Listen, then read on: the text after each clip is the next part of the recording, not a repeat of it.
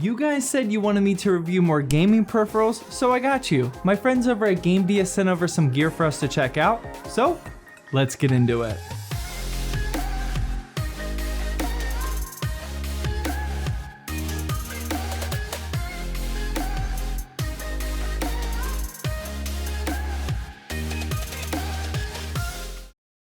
Hey, welcome to Zach's Tech Turf. Today we're going to be checking out some Gamdias peripherals, specifically the Zeus M1 RGB mouse and the Hermes P2 RGB keyboard. And if you want to see more peripheral reviews or PC building videos, then hit that subscribe button down below and also that notification bell. That way you never miss an episode. But yeah, let's check these things out. First up is the M1 RGB mouse, which is my personal favorite from these two items. You might first notice that there's actually a respectable amount of RGB on this thing. A lot of times RGB mice only illuminate a logo or a little section of the mouse, but this one's actually pretty lit in my opinion.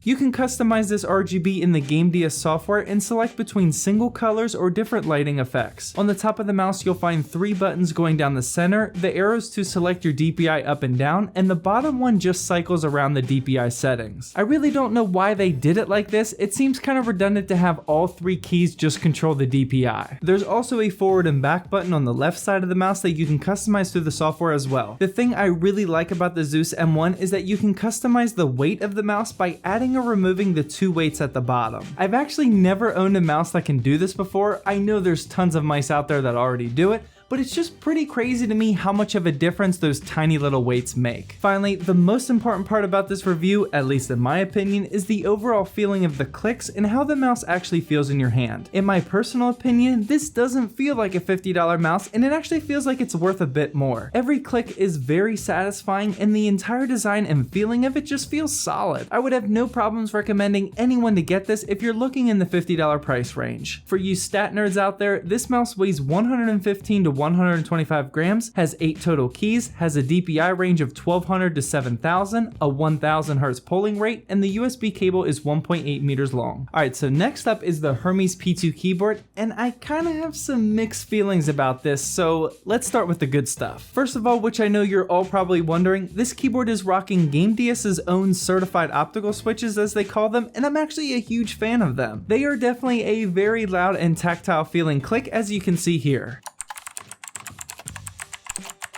I personally feel like the keys are perfect for gaming, and you can actually hot swap individual keys if you wanted to. Underneath the keys is obviously some more RGB, and just like the mouse, you can control the RGB effects as well as macros and other customizations through the Gamdias software. Moving towards the bottom of the board is a wrist rest, and what I found to be a little strange is that it's not removable. Now I personally always use a wrist rest, whether it's padded or not padded, I'm just always going to use it, but for those of you that don't, this could be a major turnoff for you, so it's definitely something to be aware of. Next up, the keyboard does feature some pretty solid rubber at the bottom to keep it from moving around your table, and easily my favorite part about the entire thing is the dedicated volume dial. You guys know that I usually trash keyboards that don't have these. It's always my favorite feature, and this is easily the best volume dial that I've ever tried, as it's notched and feels so good to use. But now unfortunately we have to get to the bad part of the review, and that is without a doubt just the overall build quality. Unlike the mouse, which I actually thought feels more expensive than it actually is,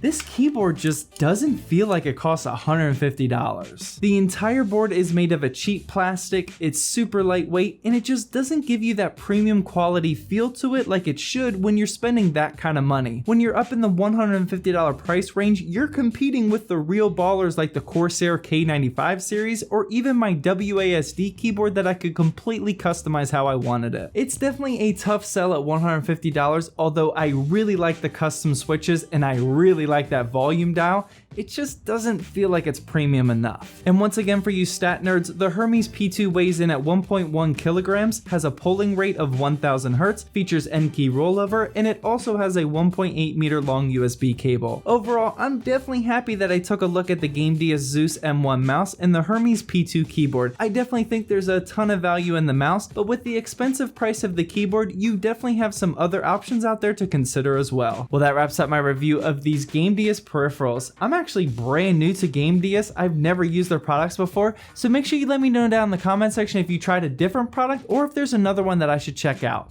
Well, I hope you guys enjoyed this video.